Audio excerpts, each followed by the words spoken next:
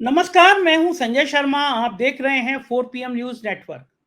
हम लोग रोज राजनीति पर बात करते हैं, आज खेलों की राजनीति पर बात करेंगे। आखिर विनेश फोगाट के मामले में मैनेजमेंट की टीम क्या सो रही थी? बहुत छोटी सी टेक्निकल बात थी। सबको पता था कि अगर वजन 100 ग्राम ज्यादा हो रहा है तो अगर वो ये कह देते कि उनकी तबीयत खराब हो गई, पेट खराब हो गया, वो नहीं लड़ सकती, तो मेडल बड़े शान के साथ लेके आ जाती। वो चूक कहां हुई? और खेलों के बीच में उद्योगपतियों का, नेताओं का क्या काम? नीता अंबानी किस हैसियत के साथ ओलंपिक में एक सदस्य के रूप में गई थी? कौन है नीता अंबानी? क्या मतलब है उनका खेलों से? क्या वो साहेब की बहुत करीबी हैं? अंबानी का इस देश में योगदान इतना है कि अंबानी के चैनल दिन रात हिंदू मुसलमान का जहर उगलते रहते हैं। अंबानी देश का सबसे पैसे वाला उद्योगपति है, लेकिन इस देश के प्रति उसका योगदान यह है कि उसने एक ऐसा चैनल बनाया है तो भारत में हिंदू मुसलमान की आग लगाना चाहता है। अंबानी का योगदान यह है कि वो देश को बांटना चाहता है। और उस अंबानी की पत्नी ओलंपिक में करने क्या गई थी? क्यों खेल संघों के बीच में नेता आ जाते हैं? क्यों खेल संघों के बीच में नौकरशाह आ जाते हैं? आखिर खेलों को लेकर राजनीति क्या हो रही है? चलते हैं एक बेहतरीन पत्रकार के पास, जो आर्थिक पत्रकार हैं लेकिन राजनीतिक समझ बहुत अच्छी है। सीधे नागपुर चलते हैं और राजीव भाई से पूछ के पास चलते हैं, राजीव रंजन जी के पास चलते हैं। राजीव रंजन जी, बड़ा दुर्भाग्य है देश का। नीता अंबानी किस हैसियत के साथ गई थी? उन्होंने कौन से ओलंपिक खेले हैं? उन्हें क्या खेल का ज्ञान है, सिवाय इसके कि वो अंबानी जी की पत्नी है जिनके चैनल दिन भर हिंदू मुसलमान की आग लगाने में जुटे हुए हैं? क्या कहेंगे आप इस दुर्भाग्य पर? आपने बहुत ही अच्छा संजय जी ऑब्जर्वेशन दिया है। ये बहुत ही इस देश का दुर्भाग्य है कि बड़े बड़े खिलाड़ी इस देश में होने के बावजूद भी जब खेलों की बात आती है तो खेलों के मुख्य पदों पे आसीन जो लोग हैं वो या तो धन कुबेर हैं, या वो मसलमैन हैं, ठीक है, या फिर वो राजनीतिज्ञ हैं। ये तीन के अलावा जो है आपको ना के बराबर लोग नजर आएंगे। अभी आपने जो सवाल उठाया नीता अंबानी जी का, मैं थोड़ा सा एक प्रोसेस आपको समझा देता हूं, बता देता हूं आपके दर्शकों को फोर्थ चैनल के माध्यम से। देखिए 2016 में इंडियन इंटरनेशनल ओलंपिक कमेटी जो है, इसके अंदर में निर्वाचन की कुछ प्रक्रियाओं को चेंज किया गया और ऐसा कहा गया कि कुछ इंडिपेंडेंट मेंबर्स को नॉमिनेट किया गया।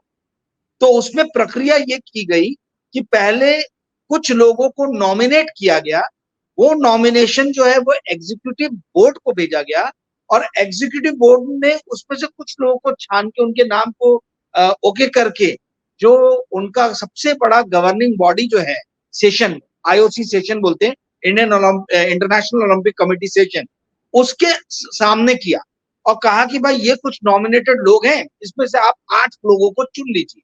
तो ये 2016 में रियो द जेनेरो की जो ओलंपिक थी उसके उसके पहले ये चीज हुई।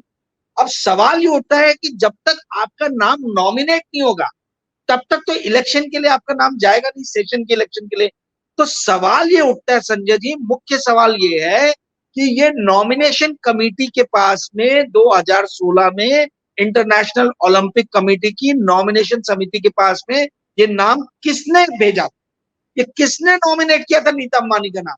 आप पूरा गूगल छान लीजिए, मीडिया छान लीजिए, एक स्टोरी, एक आपको न्यूज रिपोर्ट इस बात पे नहीं मिलेगी कि नीता अंबानी जी का नाम किस एवज में, कैसे नॉमिनेशन कमेटी के पास गया, इंटरनेशनल ओलंपिक कमेटी के। ना उनका नाम नॉमिनेशन कमेटी के पास जाता, ना नॉमिनेशन कमेटी एग्जीक्यूटिव काउंसिल को भेजती, ना एग्जीक्यूटिव काउंसिल आईओसी सेशन के पास भेजता चुनाव के। अब मैं तो बहुत पढ़ता हूं करके मेरे को ये चीजें मालूम है, पर 99% स्पोर्ट्स जर्नलिस्ट भी जो है, जो खेल के जो जर्नलिस्ट हैं, उनको भी इस बारे में जानकारी नहीं होगी कि किस एवज में, और किसी ने सवाल भी नहीं पूछा आज तक। भाई इंडियन प्रीमियर लीग के कितने सारे प्रेस कॉन्फ्रेंसेस होते हैं, आईएसएल जो है, जो फुटबॉल का टूर्नामेंट आज की डेट में करा रहा है, इंडियन सुपर लीग, उस पर भी नीता अंबानी रहती है, क्योंकि 65% ओनरशिप जो है रिलायंस के पास पहुंची। खैर उस पर मैं बाद में आऊंगा। पर जो मेन मुद्दा जो है, जो सवाल है, वो ये है कि नीता अंबानी जी का नाम इंटरनेशनल ओलंपिक कमेटी के नॉमिनेशन उसमें कैसे आया? जब इंडिया में एक से एक भारी दिग्गज प्लेयर हैं, तो इनमें से किसी का नाम नॉमिनेट ना करते हुए इनके नाम पे क्यों विचार किया गया? पहली चीज। दूसरी चीज, इनके पहले जो थे वो महाराजा रणधीर सिंह जो पटियाला राजघराने से आते हैं, वो इंडिया में एक में रिप्रेजेंटेटिव थे। पर 2010 के कॉमनवेल्थ गेम के बाद में कुछ फॉल आउट्स हुए उनके और सुरेश कलमाडी के बीच में, जो प्रेसिडेंट थे उस टाइम में आयोग के, और जनरल सेक्रेटरी रणधीर सिंह थे। तो वो उन्होंने बोल दिया कि भाई मुझे अब ये वोटिंग इन सब वाले, मतलब वो आयोग से अलग हो गए, मतलब अलग हो गए इन द सेंस कि वो कमिटी के अंदर में नहीं है। तो वो 3-4 साल से पोजीशन वैक्यूम पड़ा होता, वेकेंट पड़ा था।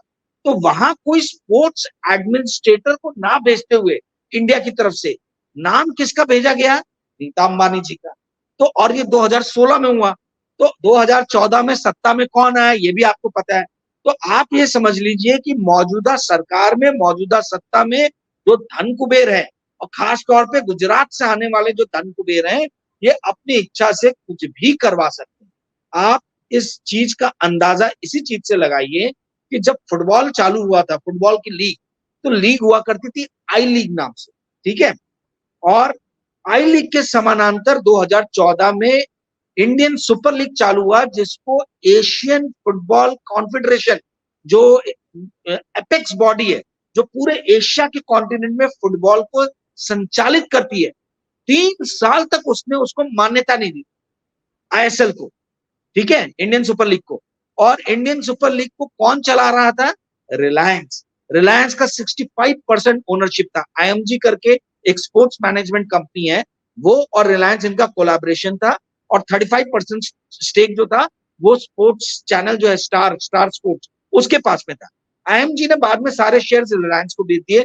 तो रिलायंस आज की डेट में आईएसएल का कर्ता धर्ता बन गया। आईएसएल का कर्ता धर्ता रिलायंस बनते से ही जो ऑल इंडिया फुटबॉल फेडरेशन द्वारा संचालित की जा रही थी आई लीग, उसको 3-4 साल में खत्म कर दिया गया, 5 साल में। और आज की डेट में जो इंडिया की मेन लीग रह गई है वो आईएसएल है, जिसमें आपके रणबीर कपूर एक टीम ओन करते हैं, एक टीम आपके अभिषेक बच्चन ओन करते हैं, मतलब सब लोगों को, सौरव गांगुली ओन करते हैं। मतलब भारी भरकम नाम, जो फैंसी नेम्स है ना, जिन नाम पे लोग जो है मतलब वैसी कोई प्रश्न चिन्ह, मतलब वो कोई क्वेश्चन ही नहीं खड़ा करेंगे, ऐसे लोगों को ऐसे ऐसे मुखौटे सामने रख दो कि भाई कोई सामने आदमी आपसे सवाल ही ना पूछे कि ये कैसे हो रहा है, सलमान खान एक टीम को ओन करते हैं। तो ये जो है, अब फुटबॉल पूरा का पूरा इंडिया का रिलायंस के कैप्चर में 65% उस लीग को ओन करता है। क्रिकेट का क्या हाल है ये सबको आपको पता ही है, ये मुझे बताने की जरूरत नहीं है कि आईपीएल की टीम जो है वो रिलायंस जो है वो मुंबई इंडियंस को ओन करता है। तो ऐसा है संजय जी कि स्पोर्ट्स की जो राजनीति है, इस स्पोर्ट्स की राजनीति में धन कुबेर जो है वो पूरी तरीके से, मतलब इसके अंदर में घुस गए। आप फुटबॉल देख लें, आप क्रिकेट देख लें, आप कबड्डी लीग देख लें, यू नेम एनी लीग, और सामने ऐसे हीरो हीरोइन और प्लेयर्स को रखेंगे, क्रिकेट प्लेयर्स को, कि भाई आप उनकी इंटीग्रिटी पे क्वेश्चन करने के पहले 10 बार सोचोगे कि मैं कैसे क्वेश्चन करूं रणबीर कपूर को, मैं कैसे क्वेश्चन करूं सलमान खान को। परंतु आईएसएल लीग से जो पैसे आ रहे हैं उसका 65% तो रिलायंस को जा रहा है। तो खैर एनीवेज, सवाल जो आपने मूल पूछा था कि नीता अंबानी ओलंपिक में कर क्या रही है, तो नीता अंबानी जी ओलंपिक में ये कर रही हैं कि she is the only and the loan representative of India. और मजे की बात यह है कि नीता अंबानी जी को इंडियन ओलंपिक एसोसिएशन इसके द्वारा निर्वाचित नहीं किया गया है। वो कभी भी आईओ में, इंडियन ओलंपिक एसोसिएशन में वो कभी भी मेंबर नहीं रही है। और आप इंडियन ओलंपिक एसोसिएशन की लिस्ट निकाल के देखोगे तो आप दंग रह जाओगे। एक से एक हैरत अंगेज, मतलब एक से एक अचीवर जो है स्पोर्ट्स प्लेयर भरे हुए हैं। पीटी उषा उसकी प्रेसिडेंट है, चेयरमैन है, सबसे सर्वोच्च शिखर पे वही बैठी हुई है। गगन नारंग सरी के प्लेयर है, आपका शरद कमल टेबल टेनिस के प्लेयर हैं, आपका योगेश्वर दत्त जिन्होंने ब्रॉन्ज मेडल जीता था लंदन ओलंपिक्स में 2012 में, वो उसके मेंबर है। डोला बनर्जी जो आर्चरी वाली है, 16 गोल्ड मेडल अलग अलग इंटरनेशनल इवेंट्स में आर्चरी के इवेंट्स में उन्होंने 16 गोल्ड मेडल जीते हैं, वो उसकी मेंबर है। और तो और मैरी कॉम सरीके मतलब एथलीट जो है, मैरी कॉम उसकी मेंबर है। तो मेरे को तो मतलब जान के ताज्जुब हो रहा है कि भाई Gagan Narang bronze medallist London 2012 Olympics का, Yogeshwar Dutt bronze medallist London Olympics 2012 का, और सबसे बड़ी बात मैरी कॉम जैसा एथलीट अगर इंडियन ओलंपिक एसोसिएशन की कार्यकारिणी में है, मेन कमिटी में है, तो इनमें से क्यों नहीं कोई इंडिया को रिप्रेजेंट कर रहा है इंटरनेशनल ओलंपिक कमेटी में? ये मेरा सवाल है। इस पे मेरे को एक स्टोरी कहीं भी किसी भी अखबार या कहीं भी चैनल में, मैंने आज यूट्यूब में देखा, मुझे कहीं नहीं मिली। भारत के जितने भी स्पोर्ट जर्नलिस्ट है, एक की भी हैसियत नहीं है, एक की भी हैसियत नहीं है कि वो सवाल उठा दे कि नीता अंबानी जी कैसे पहुंची आईओसी में। भाई नीता अंबानी जी का क्लेम टू फेम क्या है? ना तो वो कुछ खेलती हैं, ना उनके पति कुछ खेलते हैं, ना उनके बच्चे कुछ खेलते हैं। मतलब उनका क्लेम टू फेम क्या है? वो क्या, वो किस कारणों से, किस कारणवश वो आईओसी में भारत का प्रतिनिधित्व कर रही है, ये मेरे समझ में नहीं आ रहा। और इसके ऊपर में एक आर्टिकल आपको किसी भी इंग्लिश या हिंदी न्यूज़पेपर में या किसी भी इंग्लिश और हिंदी टीवी स्टूडियो में, टीवी चैनल्स में कुछ कहीं नजर नहीं आएगा। ये बहुत ही दुर्भाग्यपूर्ण बात है। और आपके आगे के सवाल में मैं बताऊंगा कि और कितनी दुर्दशा है भारत के अलग अलग ओलंपिक खेल संस्थानों। राजीव जी, आप कह रहे हैं कि इनका योगदान क्या है खेलों में। मैंने पंचशील की कहानियों में कहानी पढ़ी थी, एक राजा था, उसका खेलने का शक्ल ये था कि वो एक बस्ती में आग लगवाता था। तो बस्ती में आग में चीखते चिल्लाते जलते मरते लोगों को देखकर उसको संतोष होता था। तो आपको नहीं लग रहा कि ये इतने बड़े अंबानी जी हैं, इनका भी खेल कुछ ऐसा है? अगर आपको यकीन नहीं हो रहा तो नेटवर्क 18 उठा के देख लीजिए। इस राजा का भी खेल यही है कि हमारे एंकर इतनी जोर जोर से हिंदू मुसलमान की बातें करें कि एक तबके में उत्तेजना पैदा हो, एक तबके में हिंसा पैदा हो, आग लगाने वाली खबरें पैदा हो। तो इस राजा का शक्ल भी आपको ऐसा नहीं लगता? आप पूरी दुनिया को अपने बेटे की शादी में डांस करा सकते हैं, नाच नचा सकते हैं, विनेश फोगाट के मेडल की बात नहीं कर सकते, लड़ नहीं सकते। राजा का शक्ल क्या बस्तियां ही जलाने में है? राजा का शक्ल देश के खिलाड़ियों के लिए नहीं है? रानी का शक्ल क्या देश के खिलाड़ियों के लिए नहीं है? आपने बहुत ही मार्मिक चित्रण किया है कि भाई आप एक चीज को समझिए संजय, जो 2014 के बाद से इस देश में सबसे बड़ा स्कैंडल हुआ है, स्कैंडल वो ये हुआ है कि एक एक नहीं, इनफैक्ट दो बड़े गुजरात के ग्रुप जो है उनके हाथ में पूरा देश चला गया। आज आप मुकेश अंबानी जी को देखिए, मुकेश अंबानी जी इंडिया का सबसे बड़ा पेट्रोलियम जो है रिफाइनरी वो ओन करते हैं। मुकेश अंबानी जी जो इंडिया का सबसे बड़ा मीडिया का नेटवर्क है वो ओन करते हैं। मुकेश अंबानी जी जो है इंडिया का सबसे बड़ा जो रिटेल आउटलेट है उसको ओन करते हैं। मुकेश अंबानी जी इंडिया का जो सबसे बड़ा खेल को नियंत्रण करने वाला जो संस्थान है उसको ओन करते हैं, वो उनकी कंपनी है। ठीक है, रिलायंस फाउंडेशन के माध्यम से मैंने जैसे आईपीएल आईएसएल ये सब आपको बताए। ठीक है, मुकेश अंबानी जी रिटेल में आ गए हैं। मुकेश अंबानी जी और सबसे बड़ी चीज, मेरे और आपके लाइफ को नियंत्रण करने वाला मोबाइल टेलीफोन टेलीकम्युनिकेशन में इंडिया के सबसे बड़े प्लेयर हो गए। तो भाई रिटेल में सबसे बड़े प्लेयर, टेलीकम्युनिकेशन में सबसे बड़े प्लेयर, रिफाइनरी में सबसे बड़े प्लेयर, मीडिया में सबसे बड़े प्लेयर, स्पोर्ट्स में सबसे बड़े प्लेयर। और अभी थोड़े दिनों में, आने वाले दिनों में ऐसा पता चल रहा है कि वो जियो फाइनेंशियल सर्विसेज के मातहत वो फाइनेंशियल सर्विसेज में भी इंडिया के सबसे बड़े प्लेयर हो जाएंगे। तो भैया पूरा देश मुकेश अंबानी चलाएंगे तो बाकी इतने सारे इंडस्ट्रियलिस्ट, इतने सारे ब्यूरोक्रेट, इतने सारे नेताओं की जरूरत क्या है? ये ओलिगोपोलिस्टिक मॉडल वाले कंट्री में हम रह रहे हैं। यहाँ पे एक या दो जो है औद्योगिक घराने जो हैं, ये पूरी मतलब इन्होंने पूरी हर चीज पे कब्जा कर लिया है। और जो बार बार लोग बोलते हैं अपोजिशन आ जाएगी सत्ता में, अरे अपोजिशन सत्ता में आ भी जाएगी तो क्या कर लेगी? इस सरकार ने मुकेश अंबानी को अपने पैर इतने तेजी से फैलाने दिए कि लोगों की गर्दन, हर व्यक्ति की गर्दन जो है मुकेश अंबानी के हाथ में। टेलीकम्युनिकेशन के रेट बढ़ा देते हैं तो लोग बिलखने चिल्लाने लग जाते हैं। मीडिया के अंदर में एक पत्रकार की हैसियत और औकात नहीं है कि मुकेश अंबानी जैसे, जो मैंने भी नीता अंबानी के बारे में बताया, मुझे बताने की जरूरत नहीं थी। ये खुलासा तो किसी स्पोर्ट्स जर्नलिस्ट को करना चाहिए था। क्यों नहीं आज तक कभी किसी स्पोर्ट्स जर्नलिस्ट ने इस चीज पे प्रश्न चिन्ह लगाया है कि नीता अंबानी जी क्यों भारत की आईओसी में लोन रिप्रेजेंटेटिव है? कोई स्पोर्ट्स स्टार क्यों नहीं है? कोई स्पोर्ट्स पर्सन क्यों नहीं है? इनका नाम किसने नॉमिनेट किया? नॉमिनेशन कमेटी के पास कैसे गया इनका नाम? तो ये सारे सवाल जो हैं मुकेश अंबानी जी ने ऐसा हर तरफ से जकड़ लिया भारत के हर अलग अलग संस्थानों को, हर अलग अलग बिजनेस को, कि चाहे कोई भी आ जाए, बहुत ही ज्यादा ग्रिट या डिटर्मिनेशन वाला यदि कोई पॉलिटिकल लीडर आया तभी जाके इस देश को इससे जो है गिरफ्त मिलेगी। आप यदि आपके दर्शक यदि फाइनेंशियल इस पे न्यूज के ऊपर में और फाइनेंशियल हिस्ट्री में यदि उनका थोड़ा भी इंटरेस्ट है तो रॉबर्ट बैरन हुआ करते थे अमेरिका में, ठीक है? मतलब ये आप देख लिए वहां पे कार्नेगी थे, वहां पे फोर्ड थे, मतलब 3-4 ही मॉर्गन थे, ठीक है? ये 3-4 ही जो धन कुबेर थे वहां पे, इन लोगों का पूरी तरीके से कब्जा था। स्टील पे कार्नेगी का था, आपका ऑटोमोबाइल पे फोर्ड का था, फाइनेंशियल सर्विसेज पे मॉर्गन का था, ठीक है? इनसे अमेरिका की जनता इतनी त्रस्त होगी। और एक ऑथर थी, जहां तक मुझे नाम याद आ रहा है उनका, ईडा टार्बेल नाम था उनका। उन्होंने एक किताब लिखी, सिर्फ एक किताब, वो जर्नलिस्ट थी, पत्रकार थी। उसके बाद में जो वुड्रो विल्सन आए और उसके पहले रूजवेल्ट आए, इन्होंने पूरे के पूरे वो जो बैरन थे इनके साम्राज्य को तहस नहस कर दिया। तो ऐसा नहीं है कि इतिहास में हमारे पास में एग्जाम्पल नहीं है।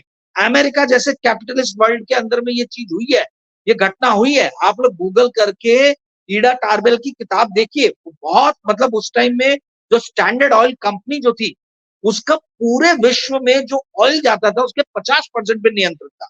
आप सोचिए इंडिया में ही, और इसलिए घातक सिचुएशन है क्योंकि इंडिया में मॉर्गन, जेपी मॉर्गन की भी जो जगह है वो मुकेश अंबानी ले रहे हैं, फाइनेंशियल सर्विसेज में आगे।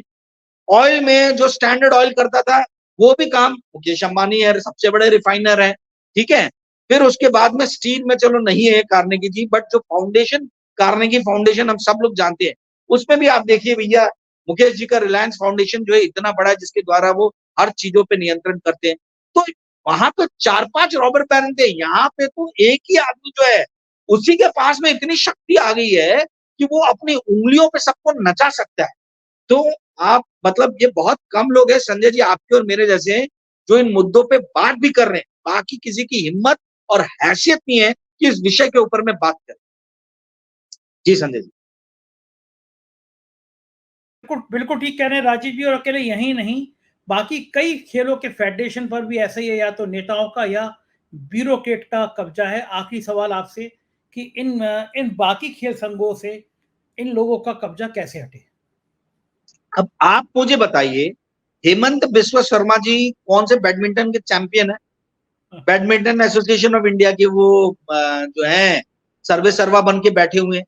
कल्याण चौबे जिनको हराया इन्होंने, महुआ मोहित्रा ने कृष्णानगर लोकसभा सीट से, ये भी बीजेपी के मेंबर है, ठीक है? पॉलिटिशियन है। ये है भैया हमारे association, AIFF, association of Indian football federation, है ना? इसके इसके वो चेयरमैन है, करता धरता है, और वो ओलंपिक, इंडियन ओलंपिक कमेटी में भी है, ठीक है? तो हाँ, मतलब मैं ऐसे कई नाम गिना सकता हूँ। अनिल जैन जो राज्यसभा मेंबर ऑफ पार्लियामेंट है बीजेपी से, वो जो है ऑल इंडिया टेनिस फेडरेशन के प्रेसिडेंट है। फिर उसके बाद में आपके नितिन नारंग है, ये पॉलिटिकल स्ट्रेटेजिस्ट है। और ये जिस्ट न्यूज करके जो है एक न्यूज ये चलाते हैं। अब जिस्ट न्यूज क्या है मुझे नहीं मालूम, ZIST, आप देख लेना, पता करना कि ये क्या है। ये चेस फेडरेशन के प्रेसिडेंट है, ठीक है? और सबसे मजेदार बात जो छुपी हुई है, जो बहुत लोगों को नहीं मालूम है, कि पीटी उषा को तो इन्होंने मुखौटा बना के सामने रखा हुआ है, इंडियन ओलंपिक कमेटी का, ये एसोसिएशन का ये बना के। पर सारे जो करता धरता है वो सीनियर वाइस प्रेसिडेंट, एक ही पोस्ट है सीनियर वाइस प्रेसिडेंट की, उनका नाम है अजय पटेल। अब ये अजय पटेल जी कौन है? ये गुजरात कोऑपरेटिव बैंक जो है, ठीक है, और मतलब गुजरात कोऑपरेटिव बैंक के जो है, ये गुजरात स्टेट कोऑपरेटिव बैंक के इसके चेयरमैन है। और अहमदाबाद कोऑपरेटिव बैंक जिसके अमित शाह किसी टाइम में चेयरमैन हुआ करते थे, उसके भी चेयरमैन है। ये बहुत क्लोज है अमित शाह के। तो मतलब इन्होंने, अमित शाह जी ने ओलंपिक की भी कमेटी को नहीं छोड़ा, यहाँ पे भी जो है अपने चहेते लोगों को जो है इन्होंने बैठा दिया हुआ है। अजय पटेल साहब जो है राइफल एसोसिएशन जो है, राइफल एसोसिएशन के अंदर में भी ये वाइस प्रेसिडेंट। मुझे ये नहीं समझ में आ रहा कि ये सब लोगों के सामने हो रहा है, खुल्लम खुल्ला हो रहा है, और स्पोर्ट जर्नलिस्ट इस देश के, खेल पत्रकार कहाँ गायब है भैया? इनको फुर्सत ही नहीं है क्रिकेट के ऊपर में लिखने से। तो ये इन सब विषयों पे क्यों नहीं लिख रहे कि ये इतने सारे जो पॉलिटिक्स, और तो और मेघना अहलावत, ये जो बीजेपी को अभी तक सपोर्ट कर रहे थे, दुष्यंत चौधरी जी, इनकी वाइफ है। और मेघना अहलावत जी जो है ये टेबल टेनिस है। ये मुझे नहीं मालूम कि ये टेबल टेनिस की कभी बहुत बड़ी प्लेयर रही होंगी, तो मुझे नहीं मालूम, पर ये टेबल टेनिस एसोसिएशन की चेयरमैन है। तो भैया एक ब्रिजभूषण सिंह बदनाम हो गए, पर मैंने आपको कम से कम आधे दर्जन से ज्यादा लोगों के नाम गिना दिए जो ये अलग अलग स्पोर्ट्स फेडरेशन में जाके बैठे हुए हैं।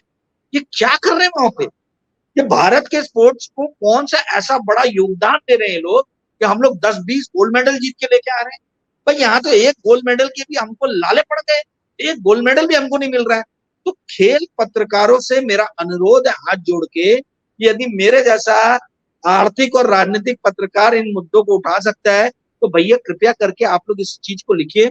और मेरा ऐसा मानना है संजय जी कि ये 4 PM के एपिसोड को ज्यादा से ज्यादा लोगों को फॉरवर्ड। जी थैंक्स। बात है राजीव जी। अंधेर नगरी चौपट राजा, टका सिर भाजी टका सिर खाजा। बहुत बहुत शुक्रिया, आपने इतनी सारी जानकारी दी, आभार। ये थे राजीव रंजन जी, गिना रहे थे कि नीता अंबानी का इस देश के इतिहास में, इस देश की आने वाली पीढ़ियों के इतिहास में, खेलों के इतिहास में कितना बड़ा योगदान है। हमारे प्रधानमंत्री जी कुछ कर पाए नहीं कर पाए, लेकिन इस तरह अंबानी जैसे लोगों को जरूर आगे बढ़ाते हैं जो देश में आग लगाने के लिए हर समय तत्पर रहते हैं। आपको कैसी लगी बातचीत, ये पूछने से पहले एक शुभ सूचना मैं आपको देना चाहता हूँ। 4 PM म्यूजिक लॉन्च हो गया है, गाना 4 PM म्यूजिक चैनल पर, जिसका लोगो आप देख रहे हैं उस पर आ गया है। मैं आपकी प्रतिक्रिया जानना चाहता हूं। बहुत मन से बनाया है, महाराष्ट्र के अलग अलग जगह से हमारी टीम ने इसको शूट किया है, हमारे सिंगर ने गाना गाया है, हमारे डायरेक्टर ने बहुत बढ़िया शूट किया है। पहला गाना है, आप जरूर बताइएगा, अपने सब दोस्तों को ये गाना जरूर भेजिएगा। एक बहुत अच्छी पहल है और बहुत विस्तार वाली पहल है। तो कम से कम वंदे मातरम बहुत बढ़िया, भारत महान बहुत बढ़िया। तो वंदे मातरम हमारा पहला गाना, इसको जरूर देखिएगा और बताइएगा जरूर कैसा लगा। बहुत बहुत शुक्रिया, थैंक यू।